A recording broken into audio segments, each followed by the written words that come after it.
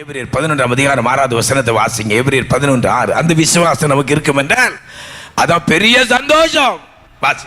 விசுவாசம் இல்லாமல் தேவனுக்கு பிரியமாய் இருப்பது கூடாத காரியம். ஏனென்றால் தேவனிடத்தில் சேருகிறவன், தேவனிடத்தில் தேவர் ஆராதனைக்கு வருகிறவன், தேவனிடத்தில் சேர்கிறவன் அவர் உண்டென்றும், அவர் அந்த ஆராதனையில் வந்திருக்கிறார் உண்டென்றும், அவர் தம்மை தேடுகிறவர்களுக்கு அங்கே போய் நான் அவரை தேடும் பொழுது கேட்கும் பொழுது பலன் அளிக்கிறவர் என்றும் எனக்கு நிச்சயமாக பதில் கொடுப்பார் என்றும் விசுவாசிக்க வேண்டும். விசுவாசிக்கிறீங்களா? விசுவாசிக்கிறோம். ஹல்லேலூயா.